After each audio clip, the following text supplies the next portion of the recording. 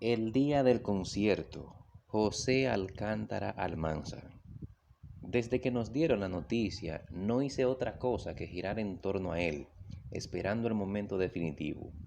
Nuestra vida doméstica se dislocó como si fallara una pieza esencial en el sitio más importante.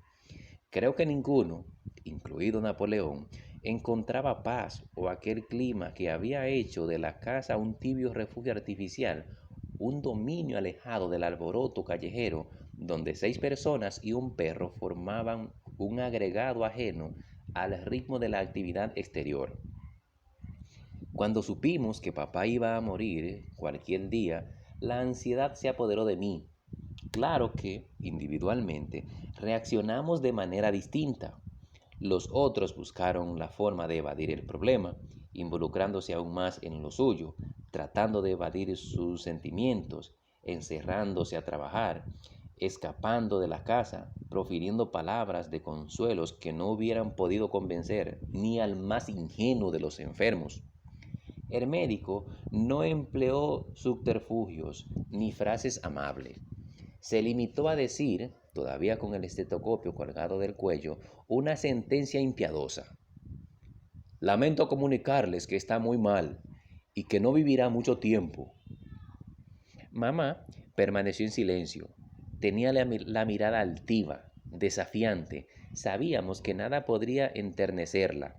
Su rostro quedó congelado unos segundos en un gesto que no expresaba pesar ni temor, sino contrariedad, y susurró un agradecimiento que apenas llegó a los oídos del médico. Este no agregó una palabra más a su fatal comentario y se retiró de inmediato, seguido por Teresa, que lo acompañó hasta la puerta. En esta foto estamos todos, con las galas y poses de este tipo de ceremonia.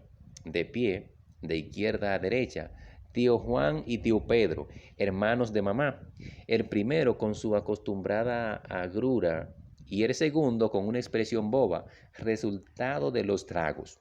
Luego tía Florencia y tía Margarita, hermanas de papá, de figuras delgadas, distinguidas y juveniles, con sus trajes espléndidos, con 2 magníficas estampas sacadas de las últimas revistas femeninas. La abuela está sentada y tiene una mirada tristísima, la mirada de alguien que se despide sabiendo que no va a volver. Sus ademanes son señoriales, está vestida de blanco y lleva puesto el collar que ahora usa mamá. Luego Carlos, con bigote, la cara de niño bueno. Después papá, rozagante, ajeno a su propio drama, vestido de frac como corresponde a la ocasión. Las canas le dan un aspecto honorable, aunque la flacura lo hace más viejo de lo que realmente es. Ya la enfermedad es evidente.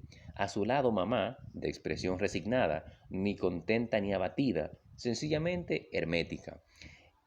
El traje le costó un dineral, aunque valió la pena porque la hace muy joven, casi parece la hija de su propio marido.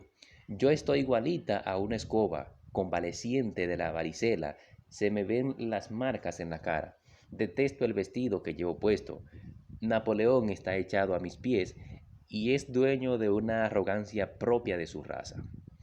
Corrimos hacia la habitación y encontramos a papá acostado boca arriba, dormitando, con un libro abierto sobre el pecho, ignorando la verdadera situación de su salud y, lo imagino, sin sospechar lo que el médico acababa de confiarnos. Tenía el rostro demacrado, lleno de surcos, el cabello encanecido, le caía sobre la frente y la boca entreabierta, le daba. Tenía el rostro demacrado, lleno de surcos, el cabello encanecido le caía sobre la frente y la boca entreabierta le daba un aspecto de hombre indefenso, vapuleado por el sufrimiento. Una barba dura y corta plateaba su cara, mostrando un estado de abandono en que se encontraba quien tantas veces en el pasado había sido mi mejor aliado, el amigo perfecto para hacerle una confidencia, el entusiasta, el bueno para aconsejar y tomar decisiones.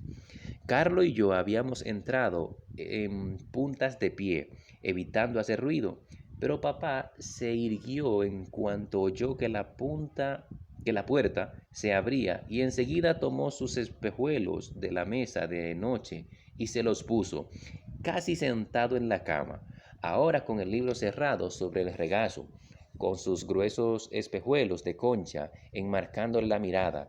Papá parecía el convaleciente de un virus gripal y no el condenado a muerte que ya era.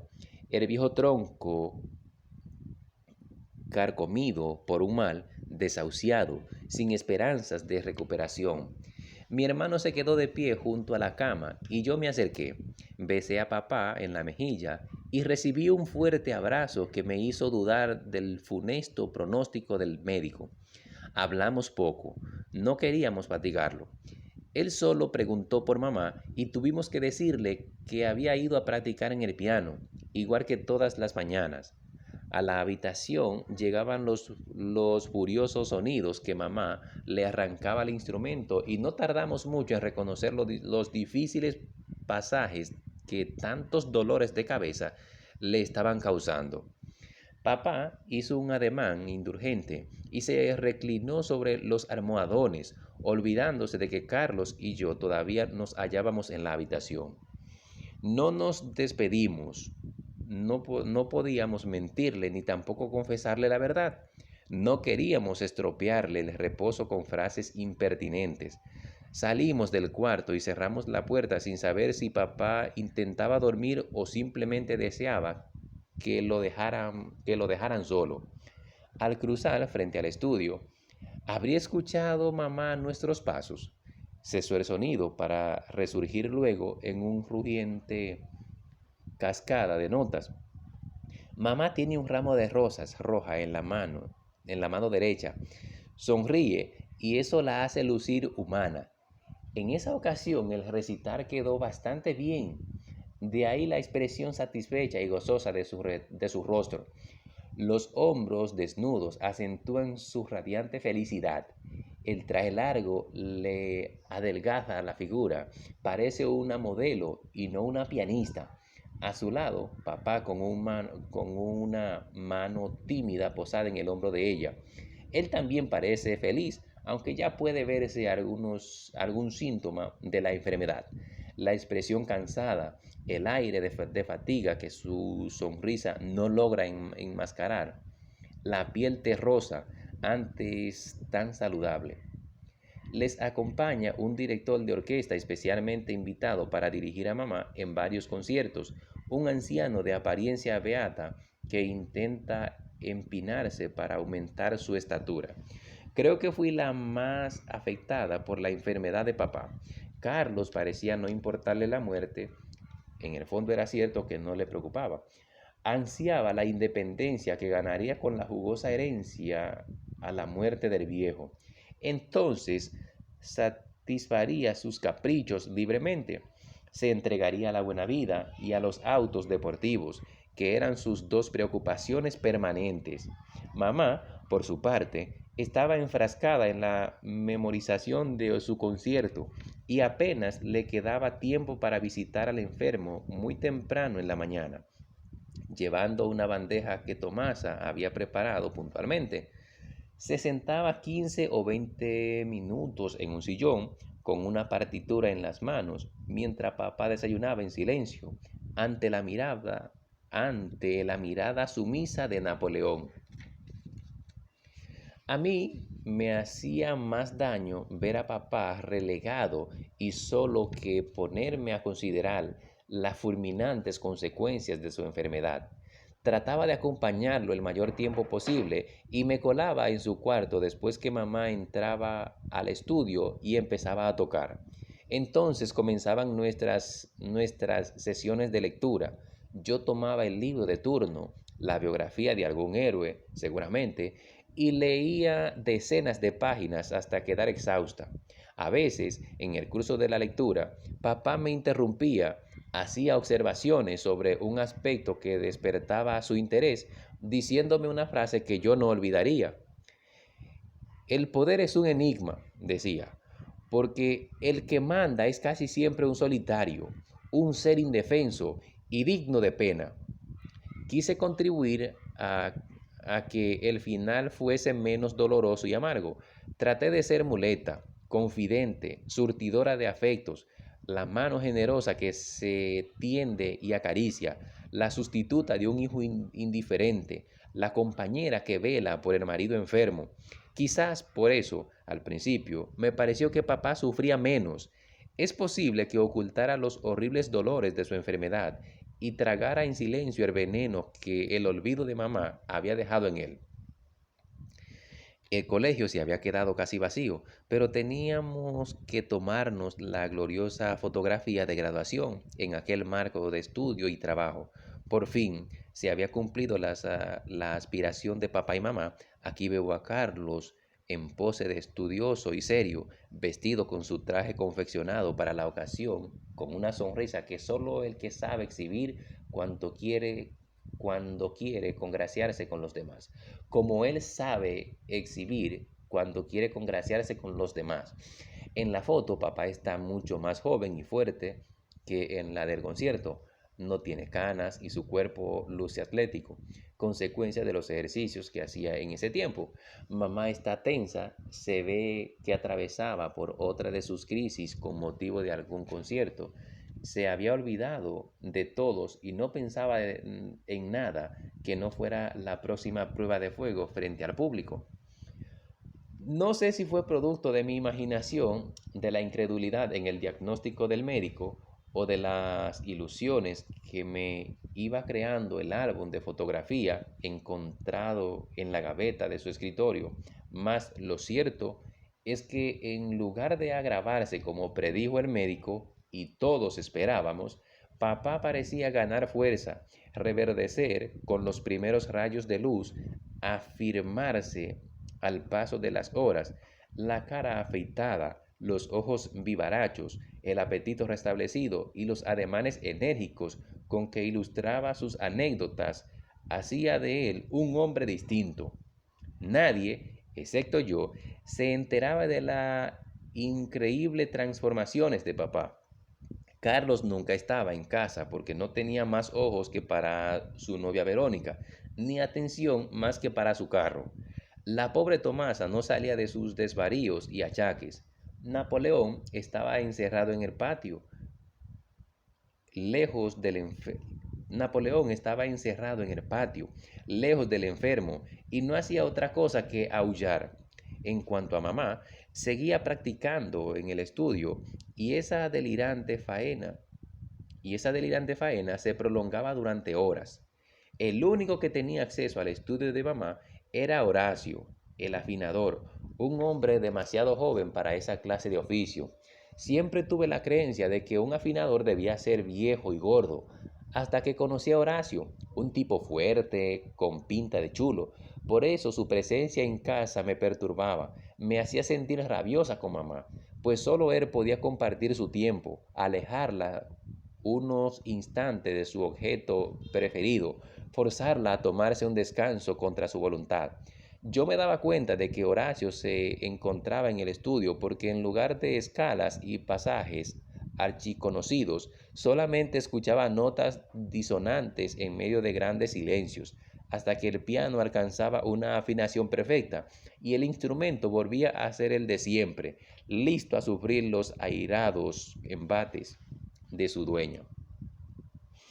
Tal vez sea muy dramática con mamá. Sin embargo, debo confesar que no le guardo rencor ni estoy resentida por los éxitos de su carrera. Yo tuve que dejar el piano porque siempre fui enfermiza y torpe. Por eso me conformé con oírla tocar, saberla feliz cuando desplegaba sus energías sobre el teclado, castigando el instrumento hasta lograr lo que quería. Su férrea voluntad y decisión pudieron más que la adversidad del medio. Ella supo sacar el máximo de un ambiente lánguido como el nuestro, donde los concertistas se mueren de hambre o están obligados a emigrar. Ella, sabiéndose disciplinada y valiosa, luchó aquí, enfrentándose a la bulia, confiada en hacer carrera de concertista y en dejar discípulos brillantes. Todo eso es admirable, realmente sorprendente. Hay Hay peces a los méritos. Hay, pese a los méritos, hay, pese a los méritos, cosas que no podré perdonarle. El abandono de papá, por ejemplo, en el momento que más lo necesitaba. Nada pudo persuadirla de posponer o cancelar aquel concierto. Siguió practicando todos los días con más ahínco que nunca, como si sus energías aumentaran a medida que se acercaba el fin de papá. El piano era un rival invencible. Siempre recordaré esa fiesta como la más memorable de mi vida. Los 15 años, los 15 años. Papá había hecho lo indecible para que todo quedara de maravillas y la fotografía lo demostrara. Aquí está él, tan joven que podría ser tomado por mi acompañante. Tiene el pelo negro, lleva bigote, está parado detrás de mí con apostura y elegancia. Mamá luce contenta, se ve que no tenía ningún concierto entre manos y podía dedicarme el día sin que la agobiara la ansiedad.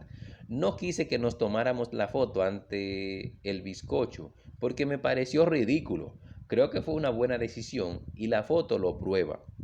Pero lo que no voy a perdonarle mientras viva es que el bochorno que sufrí cuando, ante una súbita recaída de papá, corrí al estudio a avisarle y la encontré besándose con Horacio. Al principio no supo qué hacer. Estaba turbada, estaba turbada. Él, con una sonrisita malévola, recogía sus herramientas y la metía en una caja. No te quedes ahí como una muda. Dime qué pasa, alcanzó a gritarme ella, y ya repuesta del susto, haciéndome sentir miserable y estúpida. Tira la puerta, tiré la puerta con rabia y me alejé del estudio rápidamente. Papá me echó de menos porque me encerré en mi cuarto ese día y no quise ir a verlo. Cuando volví, lo primero que hizo fue indagar sobre los motivos de mi ausencia. No podía confesarles nada y me limité a llorar, mojando el álbum de fotografías familiares. Ya sé, no me lo digas, murmuró papá con una triste expresión. Me queda poco tiempo. Y como no podía levantarse porque las piernas no le respondían, dejó caer el cuerpo sobre los almohadones y se quitó los espejuelos, cosa que siempre hacía cuando daba por terminada una conversación. Fue un instante de impotencia. Ni él podía cambiar el curso de su enfermedad, escapando a lo peor, ni yo podía confiarle lo que me hacía llorar así. Con los días, el cáncer pareció llegar a un punto estacionario, aunque los sedantes ya casi no surtían efecto, y el dolor arreciaba a determinadas horas, que eran las más angustiosas para papá. Él quería seguir jugando al hombre sano, pues aquella repentina mejoría del principio no había sido más que la simulación de un hombre íntegro que no quería ver sufrir a su hija y se obstinaba en hacer creer a toda costa que sobreviviría, aunque las evidencias lo negaban. Creo que nadie reconocerá esta, no sé por qué. Han puesto en este álbum el resultado de mi trabajo novato. Papá, desde el bote, trata de sacar a Carlos del agua. Ambos tienen una expresión de alegría en medio de la confusión y el desorden. Agarrada a los bordes, mamá grita. Le explica que pierden equilibrio. El bote se hundió poco después. Ahí terminó el paseo. El día de campo soleado. La tranquilidad de unas vacaciones lejos de la ciudad. Los días se precipitaban como escala, tumultuosa, sin que nadie pudiera impedir el progresivo deterioro de papá. Hablamos con el médico para llevarlo a una clínica. Allí pasé varios días que me parecieron horribles. Papá vivía bajo el efecto de los sedantes. Lo único que rompía esa rutina era la impasible inspección de las enfermeras de turno y alguna que otra visita del médico. La habitación estaba pintada de un blanco frío e impersonal y eso me hacía sentir desolada y vacía. Hasta esa blanca habitación de olores de muerte Llegaban imaginarios sonidos del piano de mamá.